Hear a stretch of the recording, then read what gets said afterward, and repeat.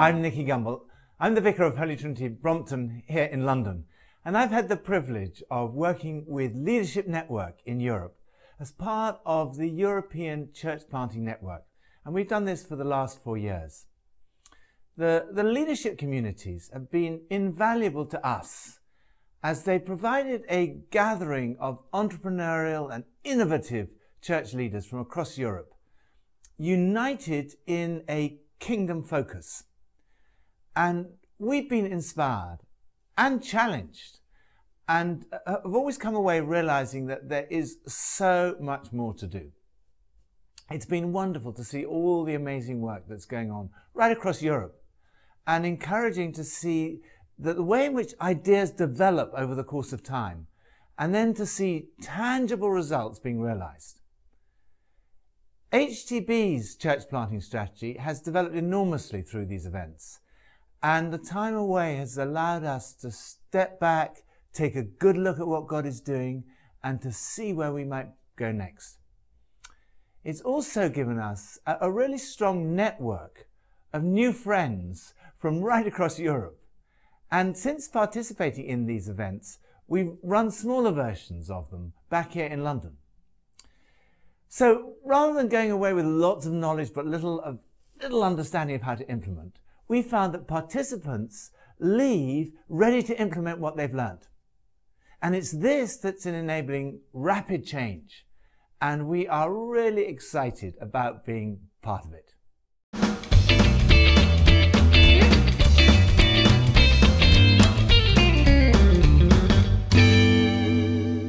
Hi, I'm Michael Fletcher, Senior Pastor of Manor Church in Fayetteville, North Carolina. The Senior Pastor 2 group, the personal side and the ministry side. I'll start with the ministry side. We had one multi-site, now we have 4. And those are the result, those other ones are the result of the goals that we set halfway through in a dream center, halfway through with the internet site. These are all the things that we had in our hearts to do, but being a part of this group and kind of being pushed a little to actually write those goals down and set them out there and then work toward them and come back and report, it's really helped us move on. So I'm very grateful. I'd say we're probably 75% done with all the goals that we've set so far. Just really sad the group's going to end, but the process continues. And then on the personal side, I came burnt out and didn't realize it. And in my first meeting, ran into the idea of a sabbatical and embraced that idea and took one, and it's changed my life. And learned about margins, things I knew in my head, but felt were for other people. I realized that was driven by pride and that A-type personality, which helps get things done, but also kills me and others in the process. So learned a little bit about margins, and it's really been wonderful. So we're so glad to have been a part of the group, and thank you very much for giving us the opportunity to connect with these other great guys and have a lot of fun doing kingdom work.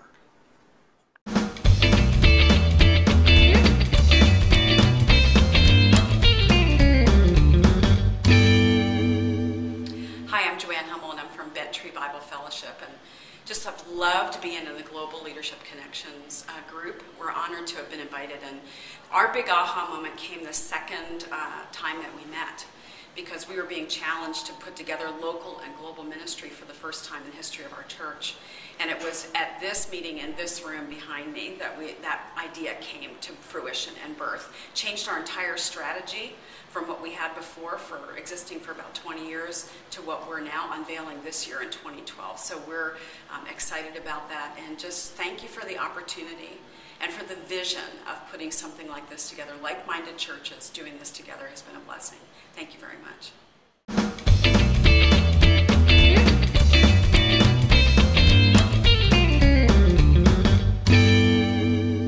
Hey, my name's Josh Surratt at Seacoast Church in Charleston, South Carolina. We've been a part of the Leadership Network Family Ministry Innovation Lab for the last year, and if you're considering being a part of one of these labs, let me just encourage you. It is time and money really well spent. A couple of major advantages that we've had with it. One, we've been exposed to some churches that have stretched our thinking and that have really come alongside of us and helped us, not just with kind of a big conference idea, but really getting into the nuts and bolts of what we're trying to do and how we want to accomplish our vision. So that's been great. And then just taking some time away to think big picture, to get out of get our heads out of the sand a little bit, and the day-to-day stressful aspects of ministry, and to just think and dream and imagine what could be if nothing were impossible, and then to take that and turn it into a plan that we're actually implementing, and it's becoming a part of our goals and a part of our team's daily thinking has been really, really invaluable. So this has been time well spent.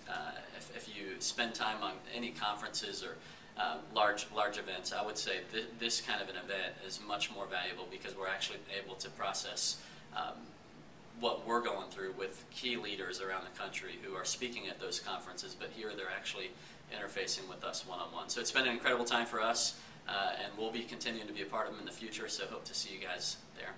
Hi, I'm Laura Lee, and I'm from Hope Community Church in Raleigh, North Carolina. And I'm really thankful for the Family Ministry Innovation Lab because it helped us accomplish two really big things this past year. Brian Haynes was one of the speakers last year, and he introduced to us the whole concept of parent summits and milestones. We were able to take what he said and make that our own at Hope. We rolled out our first parent summit this past March, and I'm getting ready to have the second one in October. It was really cool to see how parents bought into family ministry and what we're trying to accomplish, and we're able to tell them about milestones and how they could partner with us to be the spiritual leader on their children's spiritual journey.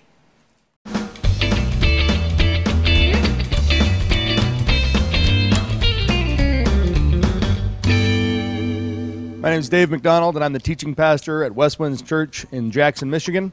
I've been there for about 6 years, and the last 2 have been possibly the most fruitful years of ministry for me. I feel happier, things are far more successful at the church, and I feel like I have a clear sense of where we need to go and where God's taken us into the future. And of course, Leadership Network has been a big part of that. Through the last couple of years, we've been able to get specific instruction about the situations in which we find ourselves as a church and in which I find myself as a leader.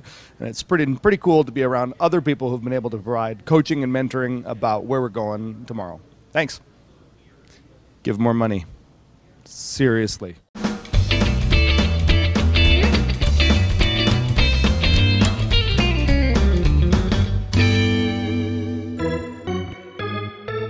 Hi, I'm Larry Durker. This is where I used to work. But I live in Cy-Fair now, and that's where my heart is. Cy-Fair ISD is the largest suburban school district in the country, with over 108,000 students, 52,000 of whom are economically at risk. That's more than we can fit into this stadium. These children are behind in the count already. But we are determined that they don't strike out.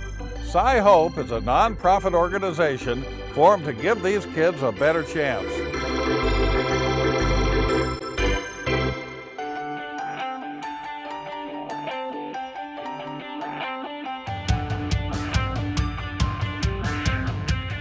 The mission of Cy-Hope is to make life better for kids in Cy-Fair who are economically, relationally, and spiritually disadvantaged.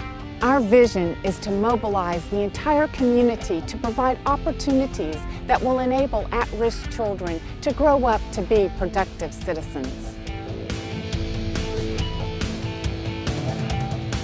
We are doing so by promoting and facilitating school adoptions so churches, businesses, and civic organizations can mentor students and bring encouragement and support to teachers.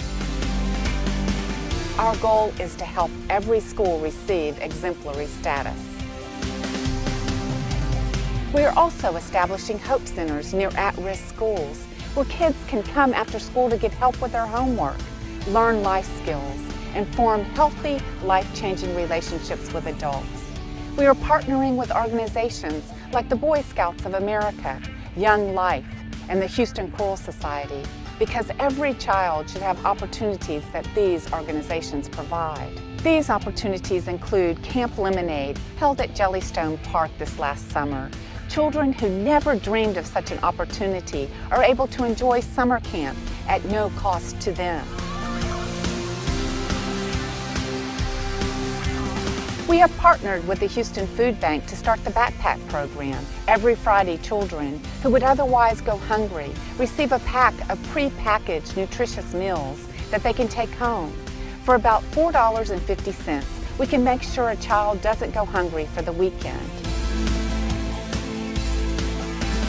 To help high-achieving students realize their dream of a college education, we are providing dual credit scholarships for those who cannot afford the $65 fee. The same course at college would cost around $1,500. We are also getting behind our high school career academies by providing the means for non-college bound students to earn and pay for professional certifications that will enable them to lead successful lives. Finally, we have established Dierker's Champs to develop champions on and off the field. Under the direction of Larry Dierker, we want to provide the very best athletic instruction possible, but in an affirming and positive environment.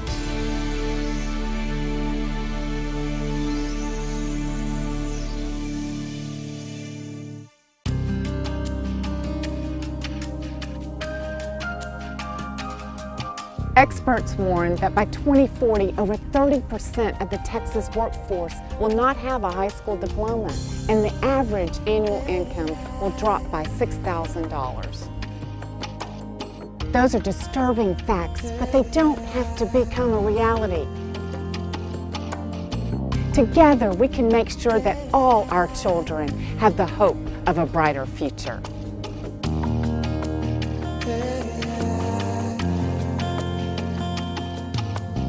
To learn how you can help make life better for kids in Cy-Fair, please log on at scihope.org. Thank you so much for your support.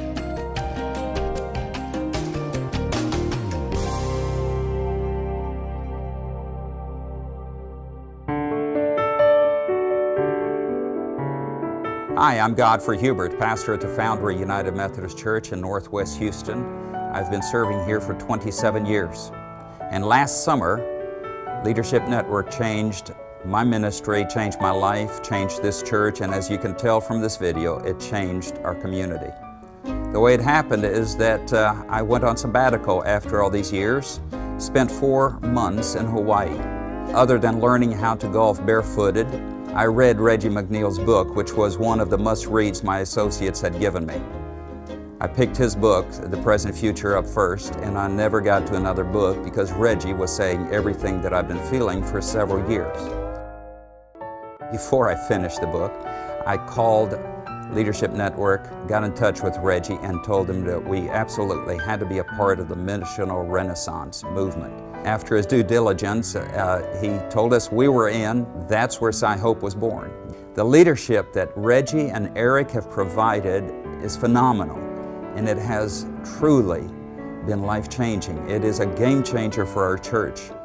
And it has helped us to give birth to what I believe is a model in order to bring change to their changing communities. I just want to say thank you to the Leadership Network and all the donors for making it possible for us to have this phenomenal experience and for the guidance that we have received. And I know that our neck of the woods, this part of the world, will never be the same. Thank you so much.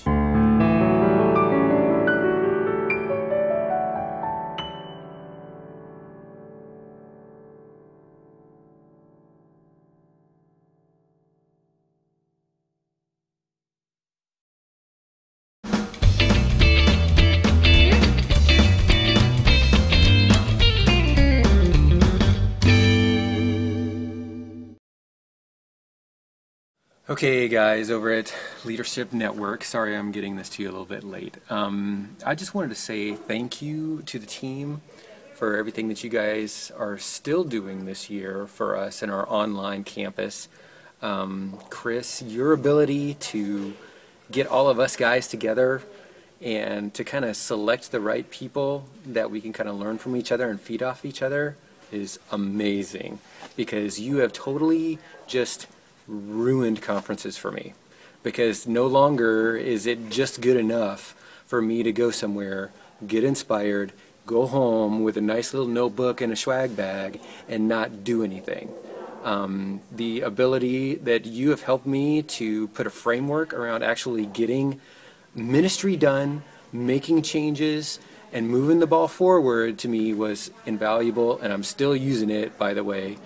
Thanks a lot. And as far as Julie is concerned, if you could send me like via mail or something like that, maybe a piece of your hair, or maybe you could spit in a cup or something, and then I'll send you a waiver. So it's like a legal document so that I can clone your DNA. That would be awesome. I could seriously use that kind of help too. So, but honestly, you guys over at Leadership Network are amazing, and the relationships and the networking that you guys were able to facilitate is still to this day helping me out, and can't wait to see you guys in May.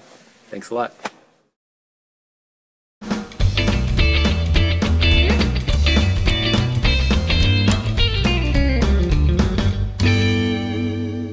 Hey, Michael Fletcher, Manor Church in Fayetteville, North Carolina. Our church and me personally have been involved in a number of Leadership Network communities. I'm in the senior pastor community.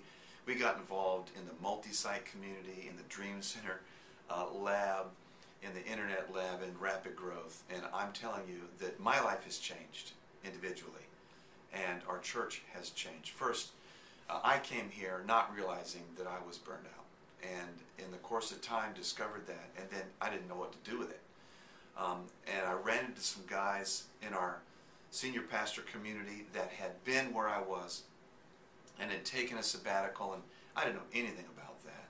And then Wayne Smith, the facilitator for our group, came and visited our elders, and we talked about it, and we made a plan, and I felt cared for, I mean, almost pastored, really, by Leadership Network, and so did our church. And I took a sabbatical. My life changed. My wife is happy. I'm happy. Somebody asked me the other day, how are you really doing? I am happier and healthier than I have been in the last 15 years. And in terms of rapid growth, I mean, you think you know what you're doing because everything's going well, but then you get around some other guys and some mentors with some ideas and some fresh ways of looking at things, and the next thing you know, you've got a whole new set of challenges, and you see things from a different perspective. We just finished one on generosity, and man, I feel like I was drinking from a fire hose.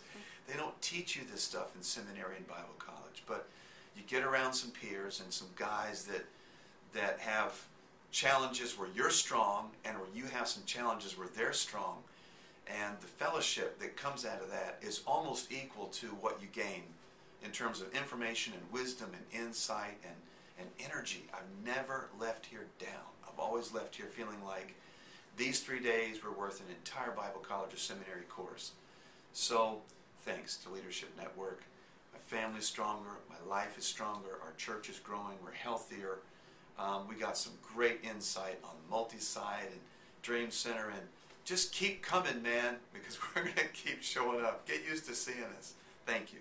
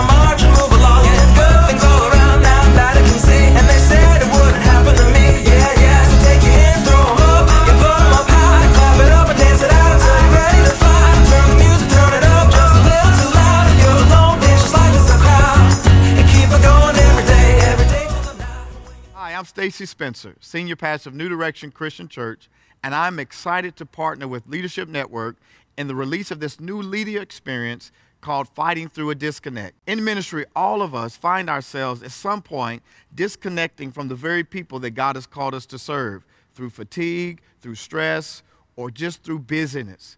Through this project, I want to help you explore ways of getting reconnected with your ministry, reconnected with God, and even reconnected with yourself. So I'm going to show you how to reconnect to your purpose and to your ministry and even to yourself, and how to get back to a place where you can hear from God and be sensitive and empathetic to the people you serve. I hope you enjoy this experience and get back to a place where you're reconnected. Be blessed.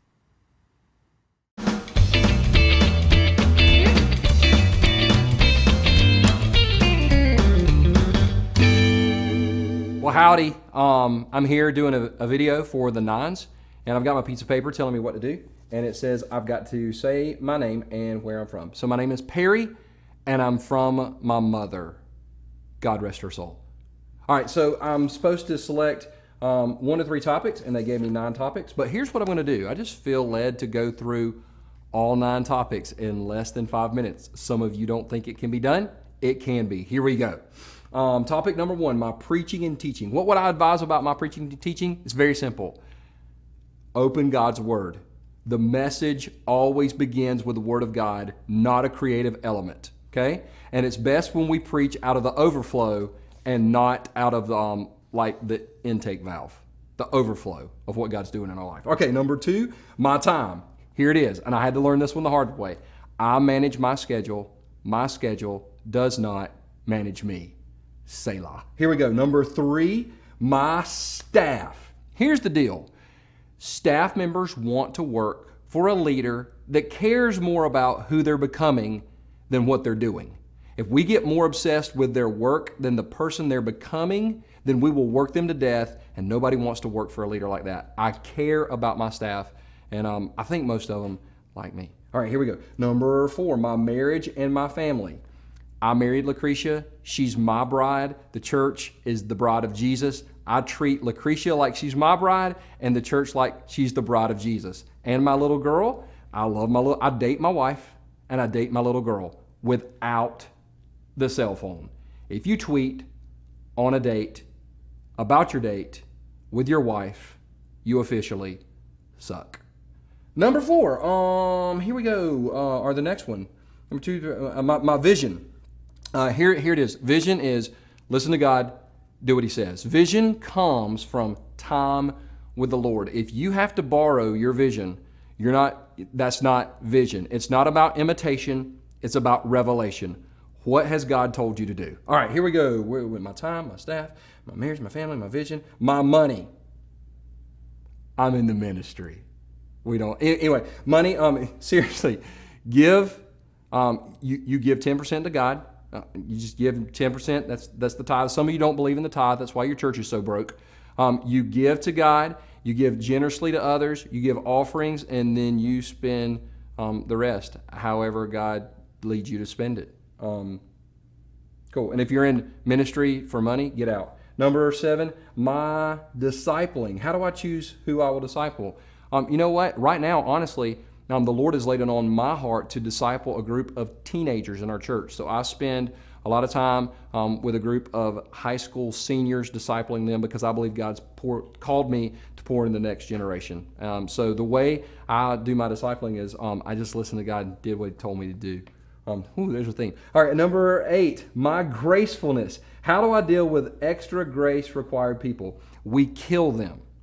Just kidding. One of the things that's marked me recently in my reading of the Scriptures is how much compassion Jesus had for people. And one of the things I've begun to pray, honestly, is that the Lord would increase my compassion levels, because that's one of the areas in ministry that I have not done a very good job. So when it comes to those EGR people, extra grace required people, I am trying my best to look at them and understand that I need to have as much patience with them as Jesus has with them.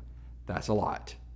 And that's something I'm learning. I do not have that lesson mastered. And last, my physical and emotional energy. Here's the deal. I work out. I love exercise. There's a lot of pastors, and some of you have heard me say this before, that say my lips have never touched alcohol and your feet have never touched a treadmill either. And that's just as big of a sin. You don't drink, you drink gravy, or you drink Snickers, or whatever. So I believe that pastors ought to work out. I believe we ought to take care of our physical bodies. I believe we should exercise. I just, and emotional energy, my emotional energy, I see a counselor. Straight up. I realize, you know what? Listen, pastors, what we do, church leader, is not normal. We don't deal with a lot of normal people. You never have somebody call you just to tell you they're having a normal day. Okay? We deal with a lot of junk. I highly recommend getting a counselor, a biblical counselor, visiting them often, and you pay them a lot of money to keep their mouth shut. It's awesome. All right, that was 9 topics. It was a lot of fun. Love you. Mean it.